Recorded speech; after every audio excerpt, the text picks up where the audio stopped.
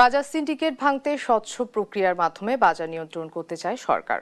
সোমবার ঈদুল আজহা উপলক্ষে টিসিবির ভ্রাম্যমাণ ট্রাক সেল কার্যক্রম উদ্বোধন করে একথা বলেন বাণিজ্যমন্ত্রী খন্দকার আব্দুল মুক্তাদির। বলেন, এজন্য সরবরাহ ব্যবস্থায় কৃত্রিম বুদ্ধিমত্তা বা এআই পদ্ধতি চালুর সিদ্ধান্ত করছে সরকার। দীর্ঘ সময় ধরে সামগ্রিক মূল্যস্ফীতির চাপে দিশেহারা মানুষ, বেশি ক্ষতিগ্রস্ত নিম্ন আয়ের মানুষ। ক্রয় ক্ষমতা কমার পাশাপাশি তাদের বেড়েছে ঋণ আর দুশ্চিন্তা। এজন্যই কম দামে পণ্য পেতে মরিয়া তারা। এমন পরিস্থিতিতে আবারও ট্রাক সেল কার্যক্রম শুরু করল trading corporation of Bangladesh TCB. ভোজ্য তেল, চিনি ও মসুরের ডাল স্বল্প মূল্যে পেতে প্রথম দিনের সকাল থেকেই মানুষের দীর্ঘ লাইন ছিল চোখে পড়ার মতো। দাম দাও কম পাই, একটু কষ্ট হইলো মনে করেন বাড়িতে নিলে। বাজার দর থেকে একটু কম রেটে মাল পাওয়া যায়, এই জন্য আমরা লাইন ধরছি। আমরা ইসিবির মালও পাই নেই, কি কার্ড দেয় বলে, আর বয়স্ক ভাতা নাই আমাগো।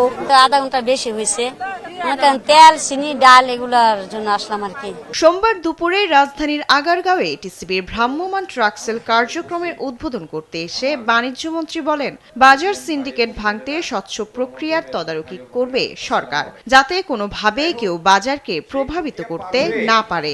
নতুনভাবে একটি প্রশ্নহীন পদ্ধতিতে উপকারভোগীদের নির্বাচন করার মাধ্যমে আজকে পর্যন্ত আমরা সেই সংখ্যা ৮০ লাখে এনে পৌঁছেছি।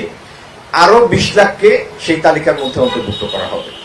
আমার পাশে মঞ্চে উপস্থিত আছেন টিসিবির চেয়ারম্যান, এই বিষয়ে নিরবিচ্ছিন্নভাবে তারা কার্যক্রম পরিচালনা করছে। টিসিবির ডিলার নিয়োগে নীতিমালা করার কথা বলেন মন্ত্রী। বলেন, যোগ্যদেরই দেয়া হবে ডিলারশিপ। টিসিবির ডিলারশিপ যাতে একটি প্রশ্নহীন প্রক্রিয়ার মাধ্যমে, স্বচ্ছ প্রক্রিয়ার মাধ্যমে নির্বাচিত হতে পারে, সে ব্যাপারে আমরা নীতিমালা প্রণয়ন করছি এবং এটির কাজও অতি শীঘ্রই শুরু হবে। এবারে ট্রাক সেলে ৮০ টাকা কেজি দরে চিনি, ৭০ টাকা দরে মসুরের ডাল ও ১৩০ টাকা লিটার মূল্যে সয়াবিন তেল বিক্রি করা হচ্ছে। ১০ দিনে এই কার্যক্রম চলবে ২১ মে পর্যন্ত। শায়লা খান, দেশ টিভি, ঢাকা।